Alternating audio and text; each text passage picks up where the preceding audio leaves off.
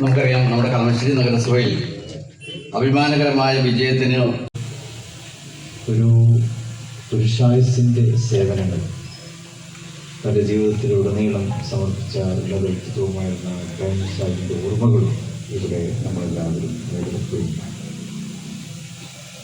കളമശ്ശേരിയിലെ ഏറ്റവും വലിയ പ്രത്യേകതയും അത് തന്നെയാണ്. ഇബ്രാഹിം സാഹിബ് എന്ന ആ വലിയ വടവൃക്ഷം,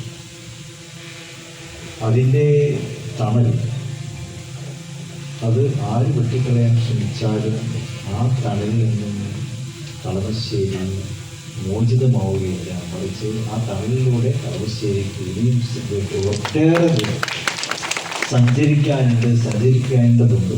അപ്പോൾ അദ്ദേഹത്തിൻ്റെ മകനെ തന്നെ ഐക്യജനാധിപത്യ മുന്നണി ആ ഒരു ദൗത്യം ഏൽപ്പിക്കുകയും ഗഫൂറിൻ്റെ വിജയം അത് നിങ്ങൾക്കെല്ലാം വേണ്ടി നിങ്ങളുടെ എല്ലാം ഉത്തരവാദിത്വമായി ഞാൻ നിങ്ങളെ എളിമയോടെ ഓർമ്മപ്പെടുത്തുകയും ചെയ്യുകയാണ്.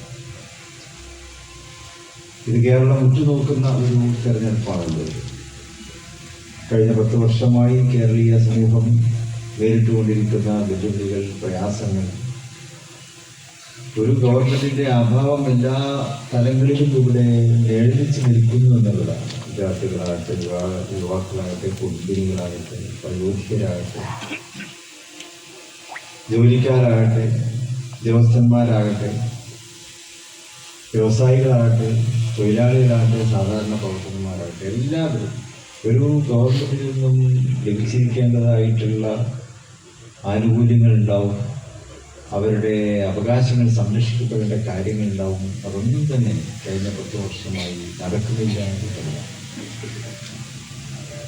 സ്വാഭാവികമാണ്, ജനങ്ങൾ അവരുടെ ആവശ്യങ്ങൾ നടക്കാതെ